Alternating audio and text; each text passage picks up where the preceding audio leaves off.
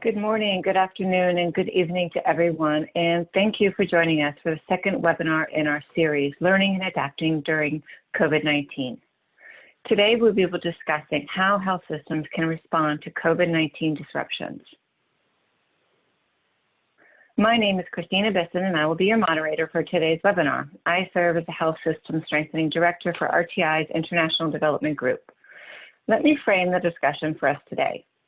Health systems in low and middle income countries face unique challenges as COVID-19 continues to spread across the globe. Is a system thinking response in place to sustain primary health care amid this pandemic? How can we ensure we are retaining quality of health services given the need to reprioritize resources? Why is gathering evidence through new and emerging research of importance for improving how health systems can adapt?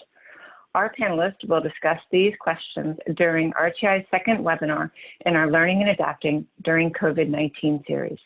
After hearing insights from our panelists, we will hold an interactive question and answer forum for participants.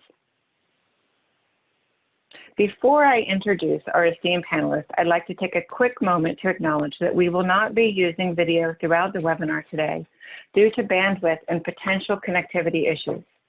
We hope to provide an ideal listening experience while you view our slides. If you have any technical issues during this webinar and would like assistance, please contact us using the chat feature on your toolbar. Our technical expert, Patrick Ahern, will assist you from there. Following 3 presentations, we will hold a question and answer session. We would like to welcome you to submit your questions at any time throughout the webinar via the Q&A feature located on the toolbar at the bottom of your screen. This Q&A feature will also allow you to view the questions others have asked as well. Throughout the webinar, you will be able to upvote any questions that you would like to hear answered by clicking the thumbs up icon underneath.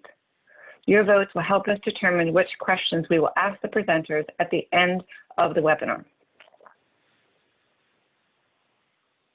Today, I'm honored to welcome our speakers, who I will introduce in the order they will be presenting.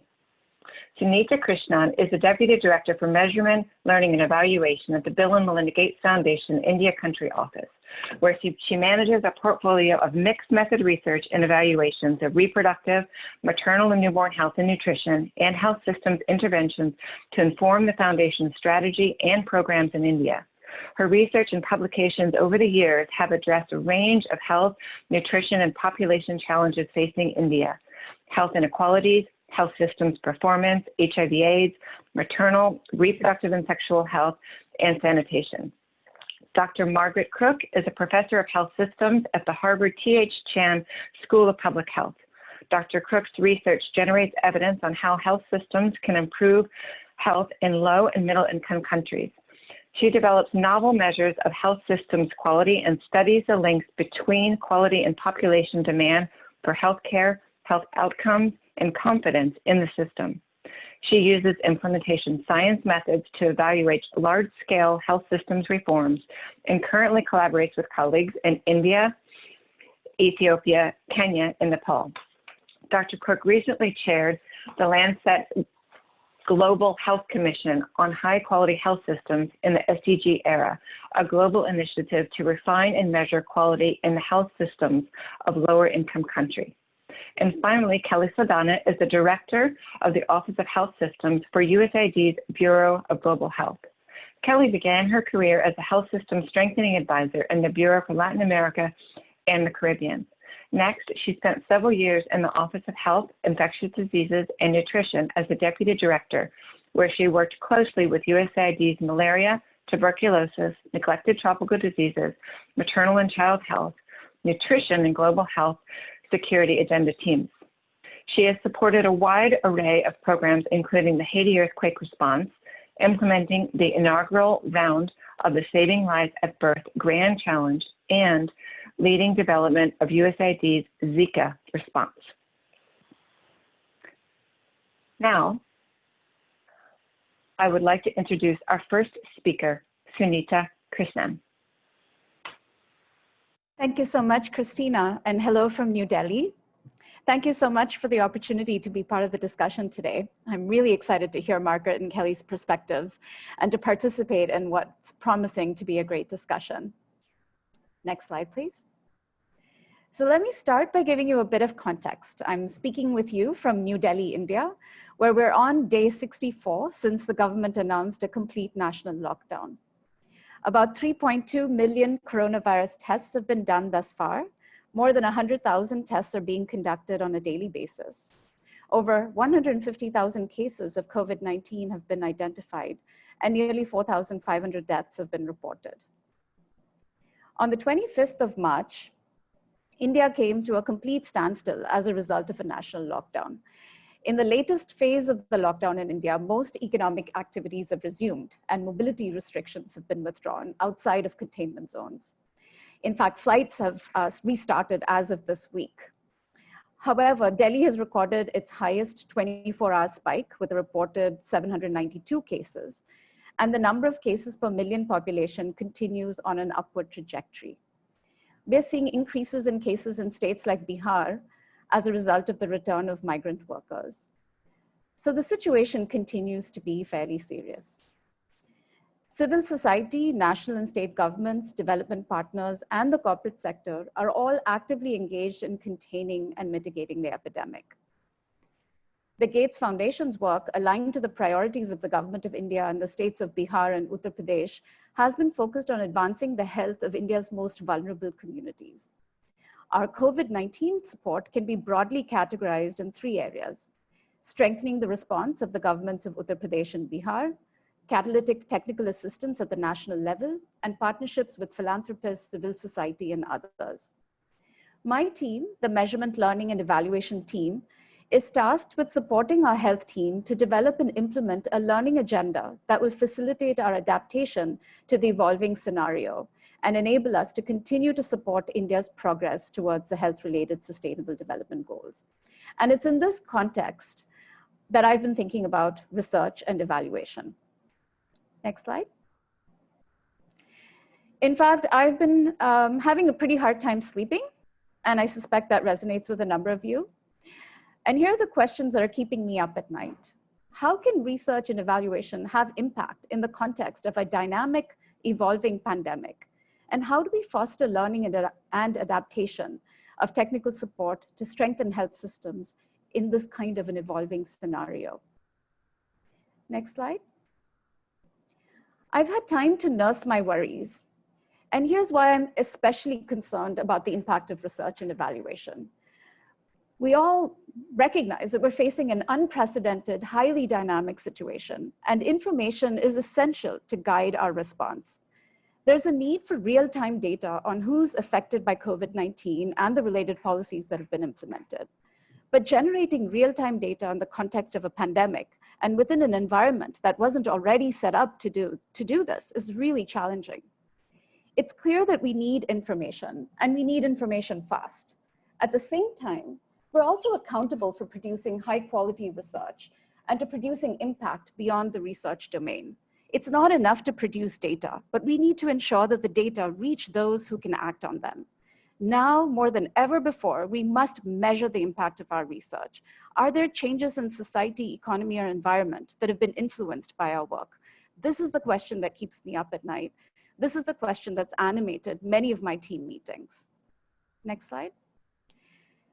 So here's what we are learning about how we can drive the impact of research and evaluation. Let me start by stating the obvious. For impact to occur, robust and relevant insights must be generated and mobilized to those who can use those insights to catalyze change. The following 6 factors are coming up consistently as we think about and we learn about how to drive the influence of research. First and foremost is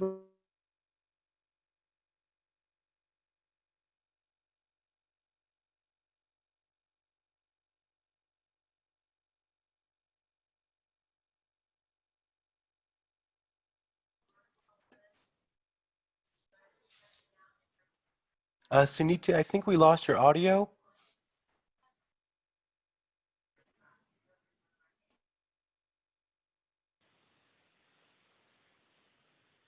I think what we'll do, thank you.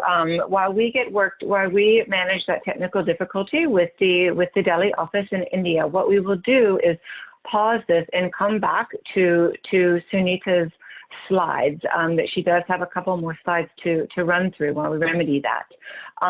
In the meantime, I want to advance and move to Margaret's slides, and thank you for that. And I would encourage you to also submit and upvote questions in the Q&A at that point during today's presentation.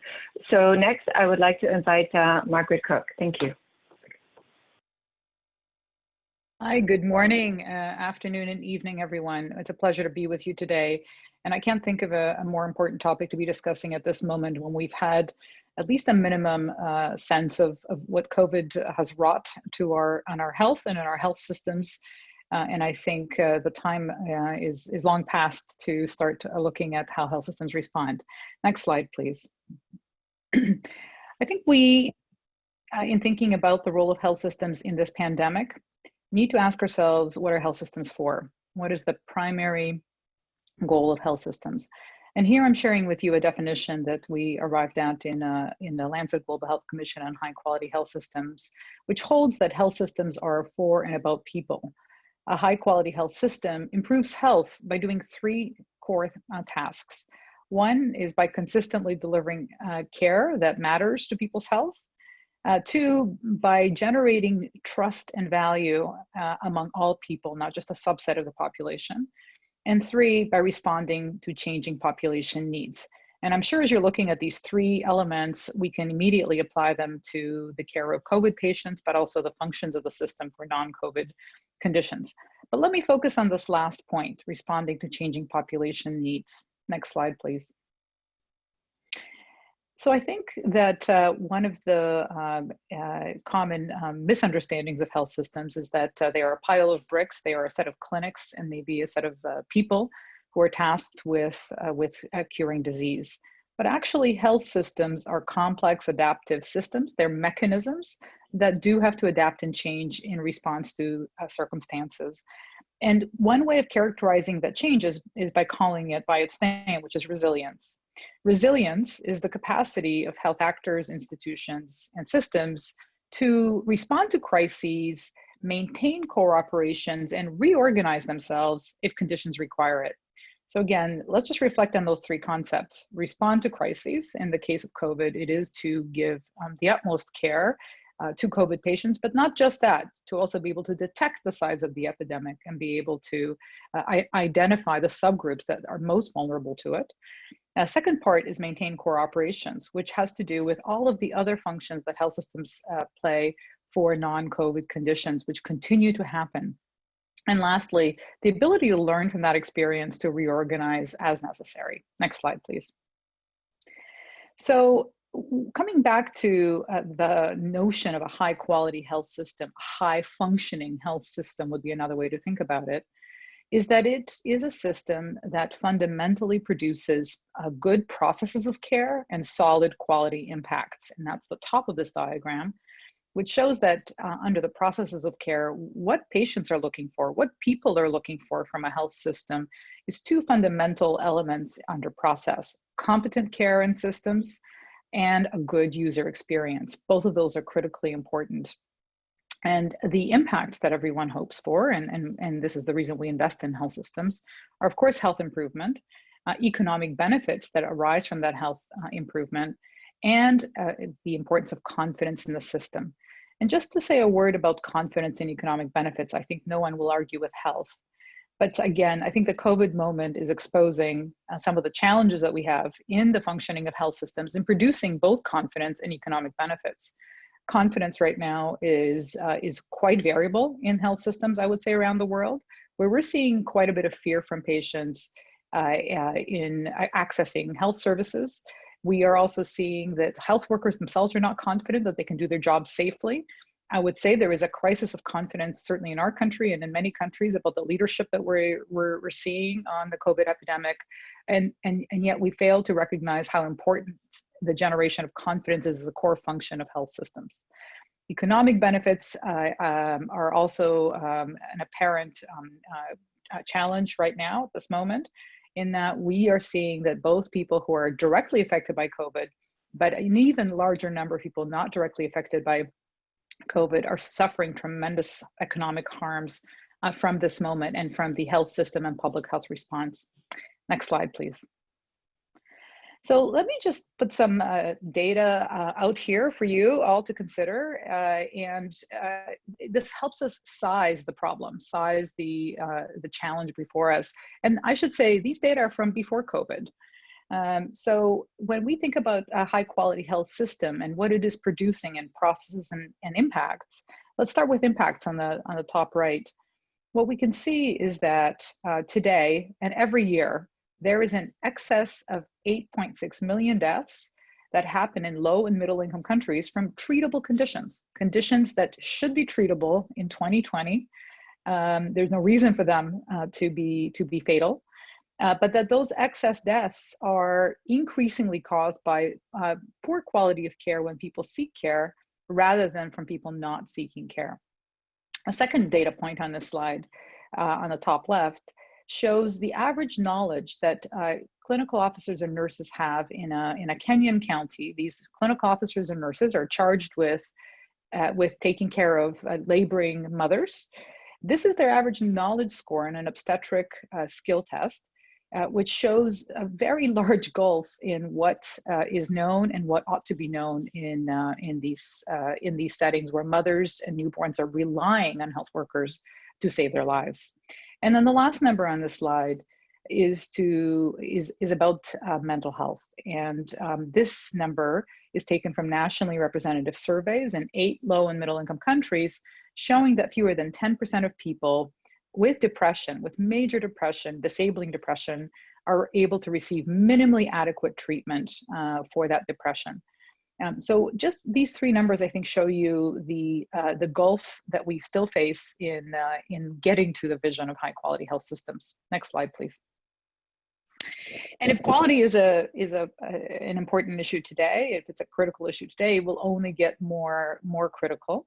And that's because our health needs are becoming more, there are more health needs and more complex. Again, COVID was not a condition that we knew about before December of 2019. So yet another task to add to the job of health systems. And the conditions that are facing health systems are increasingly complex. On this slide, I am showing some of these Sustainable Development Goal conditions that are anticipated to be tackled in all of the world's countries. The second factor that will raise the bar for quality is the fact that folks' expectations are rising. It is no longer acceptable for a baby to die in rural Kenya, just as it should not be acceptable for a baby to die in any setting where that death can be prevented. Expectations are rising everywhere, and they're rising quickly. The third point is that because of the successes that we've all had and you've all supported in many lower income countries, mortality levels are lower today than they were 20 years ago or 30 years ago. And that residual mortality is more challenging to bring down further. Next slide, please. And yet, despite the clear and present set of challenges in the quality space and in the performance of health systems, most of the focus that we have taken around improvement has been very much at the point of care.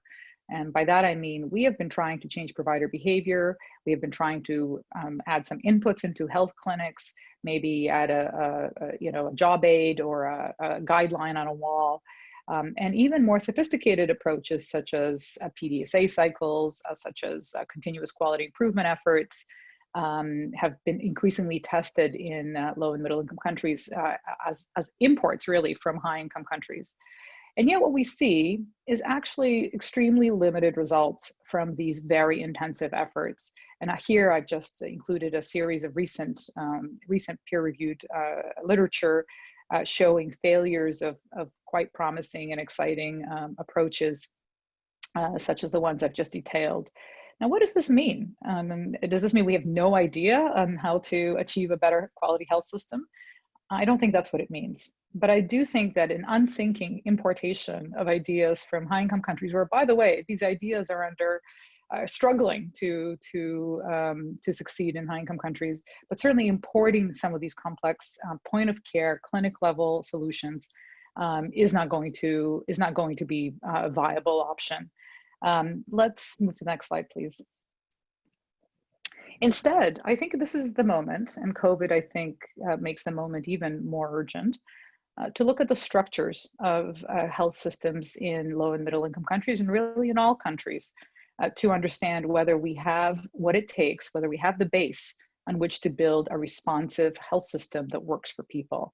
And here on this slide, I outlined 4 opportunities, 4 entry points for improvement at the foundational level, the structural level of the health system, not telling a doctor or a nurse to do things differently, but really rethinking how we deliver care altogether. So on this slide, what you see is that probably the largest opportunity is in thinking differently about governing for quality. How do we organize our health systems in a way that makes them more accountable, more open to learning, and more responsive to the population? And that includes strong governance. It includes professional management and a solid commitment to learning. Modernizing education is critical. Pre-service education for clinicians is often stuck in the 60s or 70s in many countries. Redesigning service delivery, where and how and by whom are services provided. This is a perfect moment for that. And of course, igniting demand. By that, I mean, we want to be involving the user and the population in designing healthcare and in giving feedback to improve it. I often say that healthcare is one of the few service sectors in which we care very little about the view of users, but we should care a lot more. Next slide. One example of this is, for example, where people deliver. In high-income countries, all deliveries are in advanced facilities that can immediately provide care should a complication arise. And yet, ironically, in the 2 highest burden regions of the world, highest burden in terms of maternal and newborn death, we see many fewer deliveries at the level where care can be provided consistently. Next slide, please.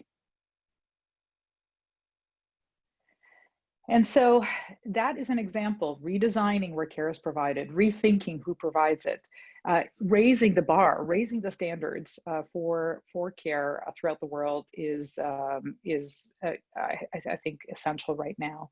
And this is just a way to conclude on my final slide. As I think about the COVID moment, I'm asking myself, what structural reforms can COVID truly usher in? And around those 4 opportunities that I've just outlined, I think there are a couple. In governing for quality, thinking about how do we manage response and core operations of systems? How do we clearly communicate what the health system is doing? Is it open for business? We know many people are very confused about what kind of services they can get today that are not COVID related. We need to be streamlining decision-making processes across sectors, so aligning what's happening in schools with what's happening in hospitals. I want to emphasize the 3rd point here, rapid learning systems, and this is something that Sunita has already mentioned. We have a tremendous opportunity right now to learn about what's working and what's not, but only if we're ready to learn. Our group have just started a 16-country collaboration to be tracking in real time the results of the performance of health systems for non-COVID conditions. And I think that rapid learning system is essential. Also, to Sunita's point, one of the first questions we asked is, who cares about this answer besides the researchers? So in all of our teams, in all of the countries, we have a Ministry of Health participant counterpart who is part of the team and who is ready to both share the data and also learn from the data. So rapid learning is critical. Redesigning service delivery, we all have been hearing a lot about telemedicine and what I'm calling non-visit care. What elements of care can truly be safely allocated to this kind of care? And what about primary care? Where should that be provided? It's the absolute hallmark of health systems. It's a first point of care. Why is 20% of primary care happening in hospitals? We need to be thinking about where to situate that to meet people's needs. Clinical education, of course, greater use of remote learning. We're seeing that now. And then in terms of using the power of the population and our users to inform and improve systems through sharing information out using novel ways, but also getting information back. understanding people's confidence, understanding their use patterns. And there are lots and lots of tools that are coming on board now that make such feedback much more plausible and possible than ever before. So I do see COVID as both a threat, but a massive opportunity to invest in the kinds of structures that bring people the health systems they deserve. Thanks. Thank you. Thank you. Those are great insights, and you've generated quite a number of questions as well. And thank you for ending on that silver lining. We all need that. Before we give the floor to Kelly, I would like to go back to Sunita. And Sunita is back on the line. We're all learning and adapting through technology challenges as well, but I didn't want to skip over her really insightful presentation. So Sunita, go ahead and please continue. Thank you so much. And Patrick, if you can go to the next slide, I'll pick up where I left off. Great. So moving on from the issue of robustness, I think the second factor that we see as driving impact is ethics, whether we're gathering data, particularly in the context of gathering data in the context of a crisis.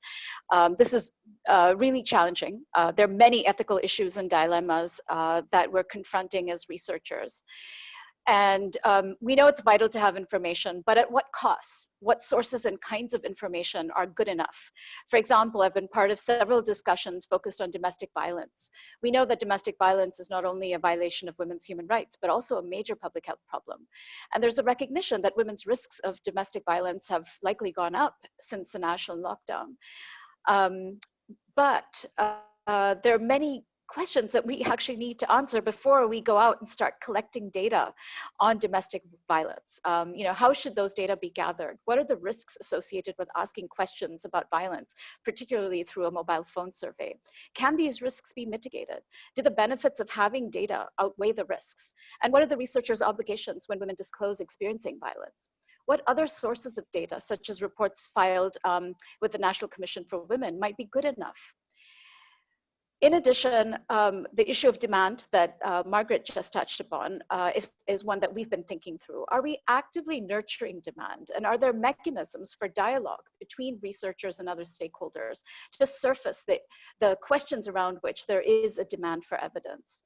Linked to demand is the issue of relevance. Given the ongoing crisis and the stress and suffering being experienced, we have great responsibility to assure that our data collection activities can actually lead to the identification of actions to alleviate and mitigate suffering. Are the data and evidence we're producing amenable to solutioning? As my colleague Dr. Sridharan puts it, can we move from the problem space to the solution space? Building on the idea of relevance is the importance of communication. Policy and program decision makers are facing a deluge of possibly relevant information. In my experience, decision makers are often looking for prescriptive advice. What will work in a specific context when implemented in a specific way? How well do we as researchers understand their needs and frame evidence in a way that can inform decision making? And finally, there's a real need for speed. And how do we cope with that? I see the research teams that I engage with in India stretching themselves. They're working around the clock to design, pilot, launch, and analyze surveys. Many groups are turning around insights in just 10 days. And they do this whilst asking themselves questions related to robustness, ethics, demand, relevance, and communication. This is really demanding work, and all the more reason why paying attention to the drivers of research impact is so important right now. So let me conclude by sharing 2 ways in which we're applying these insights to our work. Next slide. As soon as the national lockdown was announced, we began to witness a rapid mobilization by researchers to document and analyze the effects of the pandemic and policy responses. As we began to engage with and support researchers, the issue of how we maximize impact kept rearing its head. And it quickly became clear that we needed to find a way to better harness the power and potential of the community of researchers who are engaged in trying to understand the impacts of the pandemic response. And this has led us to support the formation of a COVID research network in India. The goal of this network, which we're calling CoreNet, is to build a community of practice through which we address all of these issues that I've just described: robustness, ethics, demand, relevance, and communication. A second initiative aims to support learning and adaptation of our technical support for health system strengthening. Next slide.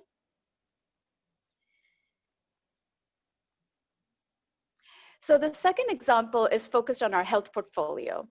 The foundation remains committed to our core areas of support in India, spanning reproductive, maternal, newborn health, nutrition, neglected tropical diseases, and tuberculosis.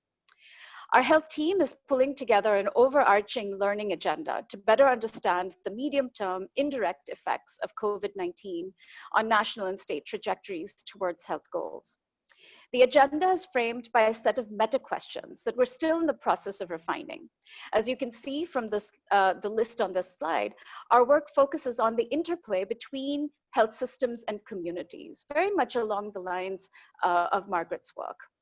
A key focus of our agenda is to document how health systems and communities are adapting. We're seeing a lot of local innovation, and we hope that the learning agenda will help us identify ways in which we can leverage these local innovations to advance longer-term change in health systems and in communities. We're still refining these meta questions and mapping the work that our grantees and others are doing. The aim is to establish a process of synthesizing emerging evidence and engaging in reflection and evolving our work. And for this, we've identified 4 key principles to guide the work that we're doing. The humility. Are we truly open to questioning, being reflexive, being challenged? Partnership.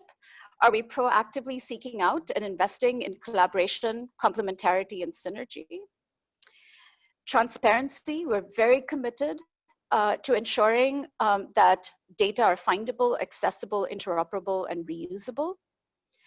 And finally, and I think really most importantly, are our resources and attention meaningfully directed towards mitigating the adverse impacts of COVID-19 on the most disadvantaged? And I think paying attention to intersectionality and to vulnerabilities is absolutely critical. So let me end on that note. I'm happy to expand or clarify during the question and answer session. And thank you so much for bearing with me in my technical difficulties. No, thank you, Sunita, and I'm so glad you were able to join. You had so much good things to say in that, and I see that also the Q&A is populating itself. So I encourage you to peruse those questions and comments. I think that they're great insights and really good questions. And now I would like to invite our last speaker, Kelly Sedana from USAID Office of Health Systems. Great, thank you, and good morning, good afternoon, good evening, everyone. This is a really interesting conversation so far. I want to take it up maybe another level to really talk about how we're thinking at USAID about our overall global response to the COVID-19 situation, and really how we do that in the framework of how we strengthen health systems. Next slide. So we often talk about health systems strengthening is in terms of building resilient systems. And we try to make the point in our office that we don't build resiliency when there's a shock or a crisis, and really that as we work to strengthen health systems, we want to build in health systems resiliency when there's not a shock or crisis to better enable health systems to be able to respond. I think the COVID-19 situation really is starting to turn that on its head, because we're looking at resilience in different ways and in different times. So if you think about sort of the global situation, there are countries who are having major outbreaks. There are countries that have less outbreaks but have already implemented lockdown policies. There's expected to be multiple waves of outbreaks over the course of the next year. And so really having a framework to think through how we want to be able to tailor our response so that we're constantly building health systems, but also being able to respond to them. So this is one way that we look at it, is really thinking through the types of capacity that we're trying to build. I think ultimately we want transformative capacity, which is the ability of the health system to transform the functions and structures to respond to a changing environment. So again, you want that capacity, as Margaret described, to improve the structures, to have a high quality health system that is a learning health system that can adapt and respond over time. But at the same time, I think there's absorptive capacity, which we typically define as the capacity to continue to deliver the same level of services regardless of what's happening with the same level of resources, and then adaptive capacity where you're trying to deliver the same level of services with new or different resources. And really, I think in health system strengthening in most of the countries that USAID works in, we're not just trying to deliver the same level of services, we're really trying to improve the level of service delivery. And so thinking about how we do that with existing resources, how we can adapt and have organizational change with new or different or fewer resources, and then how we can push that into transformational change. Next slide. So when we think about just even the impacts of the COVID-19 situation to date, regardless of the outbreak situation in different countries, we're already starting to see interruptions or delays in outreach and campaigns, including polio, supplementary immunization activities, NTD Mass Drug Administration, net distribution, and IRS. There's reduced care seeking. There's difficulties in providing continuity of treatment to HIV/AIDS patients or TB patients who don't want to show up at health facilities anymore, even to receive continuity of family planning and other services. Along with that, there's reduced rates of case identification and notification, and we're starting to see some health facilities or laboratories being repurposed to prioritize COVID-19. And what does that really say about then our ability to maintain the level of services for some of our key areas? Next slide, please. So modeled impact suggests that these consequences could be significant. So a recent Lancet paper looked at the potential additional deaths in maternal and child deaths based on just what would happen based on reduced coverage of interventions from some of the impacts I just mentioned, and then also in the child health side due to nutritional deficiencies that children are experiencing due to the societal impacts of COVID. But there's also models that demonstrate that the disruption to campaigns could have a 10% increase in malaria morbidity and mortality, and then the disruption in case management could potentially increase deaths by 100% and cases by 25% of malaria. Again, even within family planning, we're seeing that a reduction in the number of contraceptive users could lead to a wide range of additional unintended pregnancies in countries. So again, when we think about these kinds of impacts, that regardless of the COVID situation or the outbreak situation, that the changes that are happening within health systems already are starting to influence, it really does create the imperative to intervene and to figure out how to support health systems to be able to be as adaptive and transformative as possible. Next slide. So underlying these impacts, the things that, as Sunita said, that are keeping us up at night within USAID that we really think are critical in this response are disruptions to programs based on shortages to health workers. So this is regards to health workers themselves getting sick or having to care for family members or just being redeployed to focus on COVID-19. We're concerned about supply chain disruptions and stockouts of essential supplies. So also, due to the global prioritization of commodities related to COVID-19 and deprioritization of other existing commodities, global changes in freight and how goods are moving and entering into countries. And so really everything along the supply chain continuum and those disruptions and how those create problems with existing services.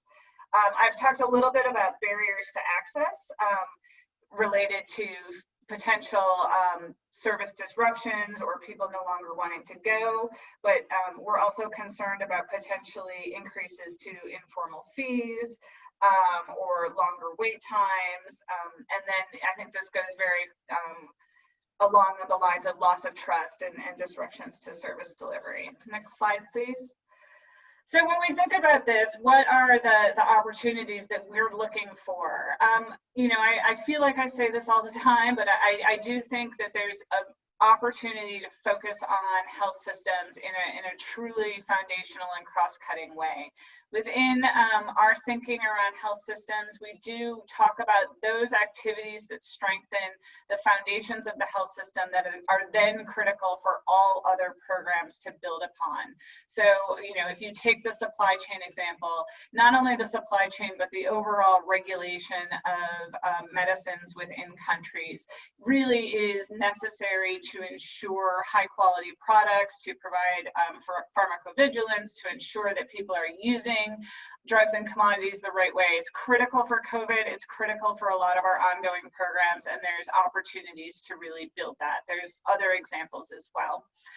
Within USAID, as we look at some of the concerns that we have over the ability to maintain our ongoing programs, I think there's a real opportunity to really break out of some of the silos that we have in how we deliver programs, because each of the individual programs may start more than ever competing with one another in this environment of restricted resources. And so we're really taking a look at some of our common platforms and whether or not they can be integrated and provided in a more efficient way.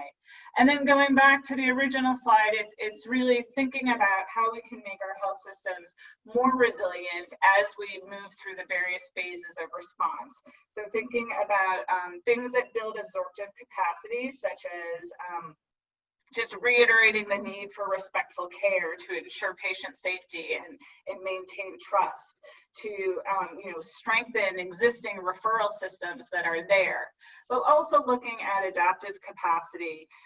Things like looking at, as I mentioned, the overall community health platform and how can that be used both to support families with COVID, or to support care seeking of people, or to support alternative delivery approaches. And are there ways that we can strengthen those platforms to improve access in underserved areas? And then finally, what else can we do to create transformative capacity? So one of the things that we've looked at, you know, I think as Margaret and others mentioned, are, you know, are there better digital solutions or telehealth solutions that'll really set the stage for improving health systems over the long term, things that can be built on as we go forward. Next slide, please. So some of the key areas that we think are most critical right now across countries and across the different stages of the epidemic. And really recognizing that each of these can then be adapted to the individual context, but it's addressing regulations and policy barriers. So from an absorptive capacity, that may mean, you know, just creating, you know, workarounds to existing policy barriers. From an adaptive capacity, it might be creating new policies that allow for more flexibility.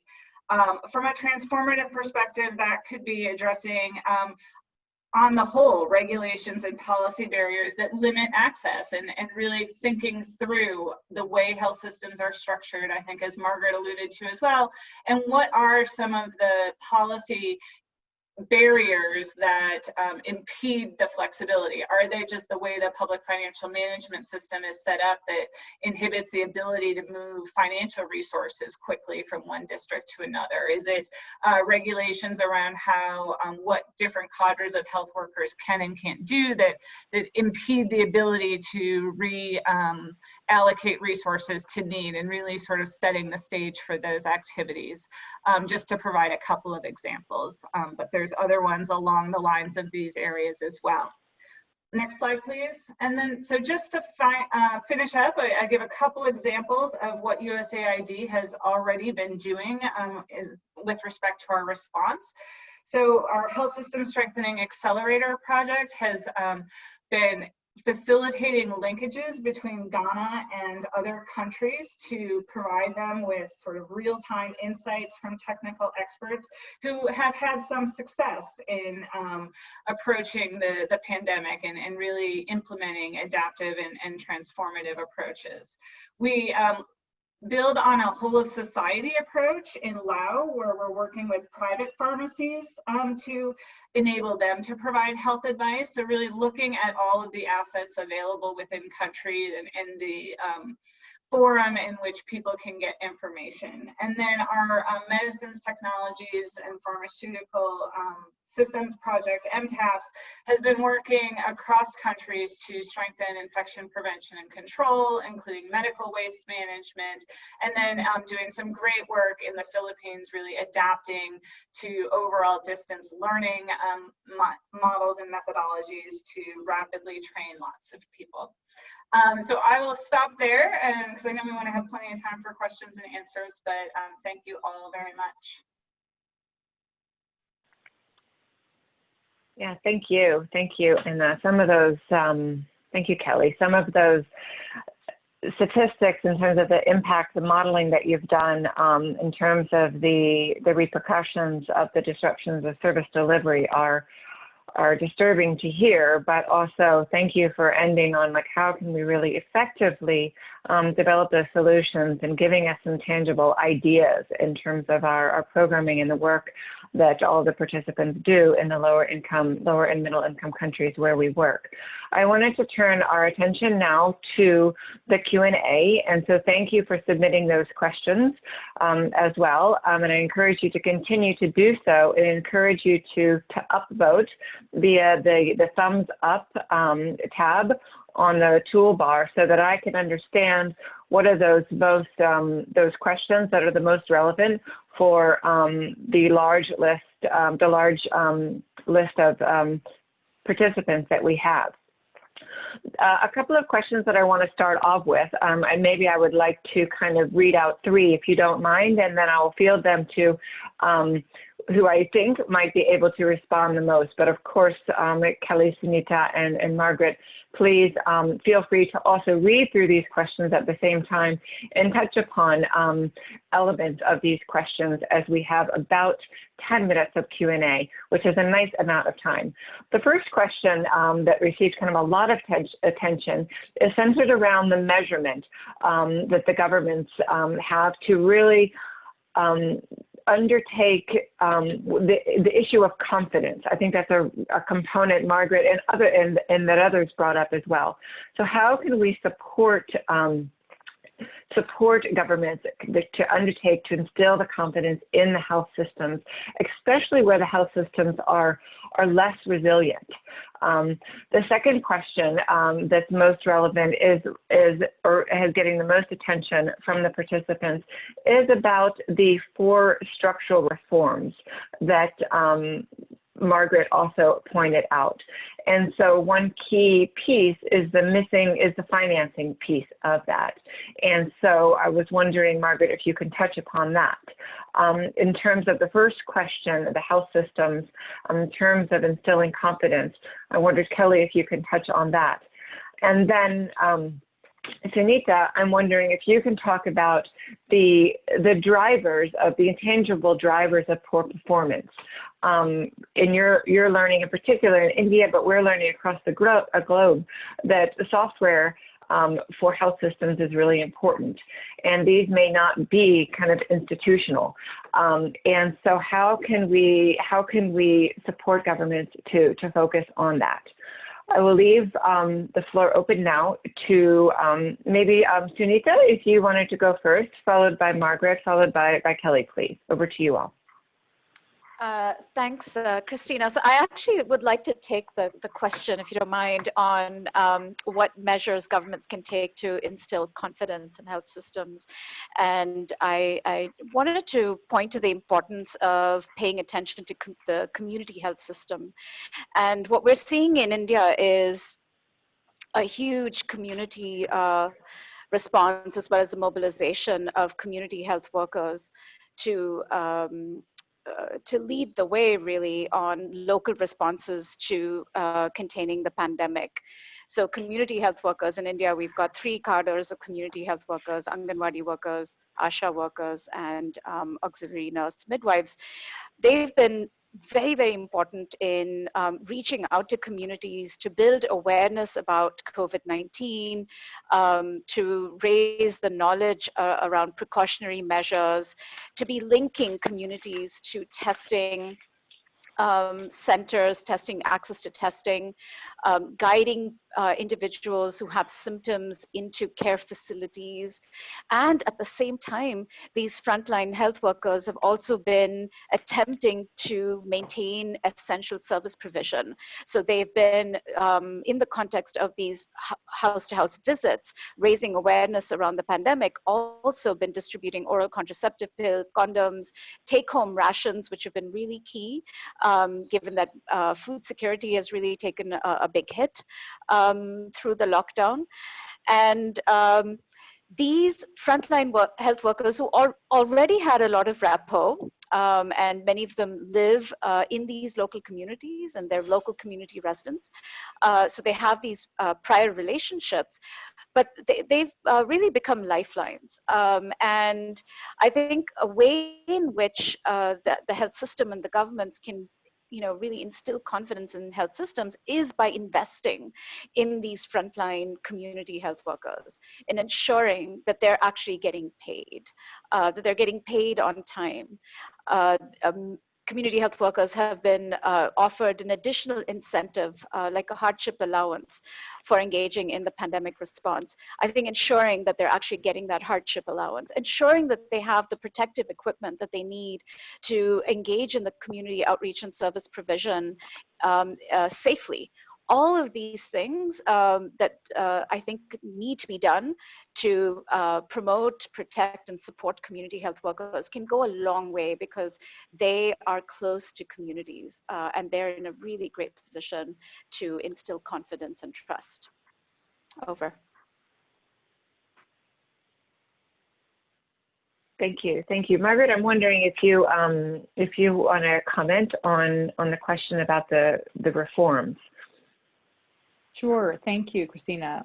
Yes, I think that financing offers a tremendous opportunity for building a high quality health system. I think traditionally we've thought about financing as quite a separate activity whose job it is to best provide some insured pool of services. But actually, as governments become larger and larger purchasers of health care, and this is definitely underway in very many countries that are adopting universal health coverage as a policy goal, that same approach of building insurance pools and thinking about benefit packages and thinking about how to finance healthcare anew is a huge opportunity to link financing and quality. And so what we really are calling for in many countries is a reform, not just in financing and building up an insurance pool, but using that same reform to shine a spotlight on quality. And there's a number of avenues and approaches to doing that. One of them is strategic purchasing, where when governments purchase services, there is a strong expectation of a certain level of performance, and performance below that level will not be tolerated or reimbursed. Now, that can't function by itself. It obviously has to function in concordance, in concert with other investments in the health system. But I do think this is a moment for unifying financing and service delivery innovation. Sunita just pointed out, for example, the need to finance the outreach function. I think of these community health workers as a critical outreach army almost of the health system. And so, yes, let's use this moment to link these critical concepts where they belong, because I don't think that any person in any country wants health insurance for its own sake. They want health insurance only if it can purchase high quality services when they need them. Thank you. Thanks, Margaret. That was a good point. Kelly, over to you. There was also a question, Kelly, if you don't mind me adding. There was a specific question about how do we monitor and evaluate resilience improvements, and according to your 3 capacity building perspectives. Yeah, thanks. So one thing I think that answers hopefully both some of the monitoring and evaluation question, but also the trust question, which I think is critically important during COVID, is transparency of information.